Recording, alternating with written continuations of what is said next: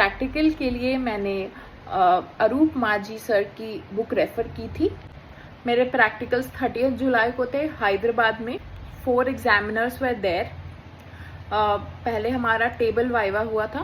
पहला टेबल था गुड्डा पेल्विस का, then second it was instruments, third drugs थे एंड फोर्थ फोटोग्राफ्स थे related to your subject option gynae. और हर टेबल पे 7 मिनट्स का टाइमर था। देन हमारे पोस्ट ऑप राउंड्स थे। In post op rounds 4 patients थे। पहले 2 पेशेंट्स लैप्रोस्कोपिक हिस्टेक्टमी थे, like 2 examiners in 2 different rooms were there.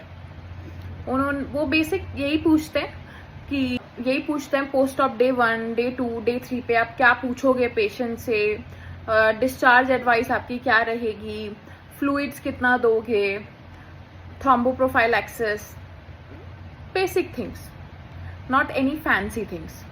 And third post-op round was of cesarean section. उसमें कुछ imaginary scenarios देते हैं and then they ask about workup, like मुझसे ऐसा ही हुआ था. And last was mini lap ligation was there. They asked कि patient से क्या पूछोगे and all.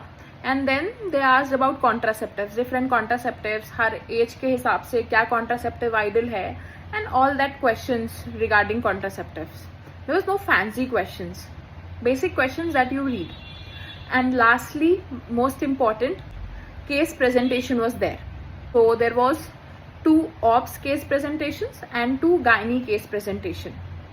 In OPS, my first case was placenta previa, and in second case it was 20 weeks period of gestation hyperemesis with some congenital anomaly. In that they asked me about chordocentesis, amniocentesis and all, like cell-free fetal DNAs.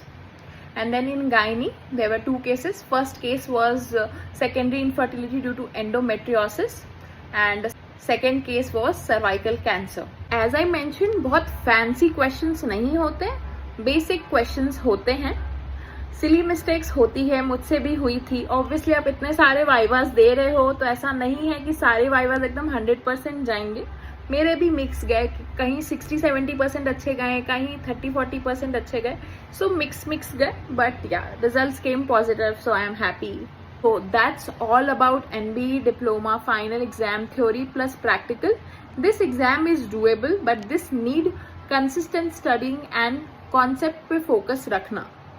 मैंने ज़्यादा से ज़्यादा questions include करने की कोशिश की है, but अगर मुझसे कोई पॉइंट मिस हो गया है तो यू कैन DM मी और you can ask me in the comments. Thank you so much.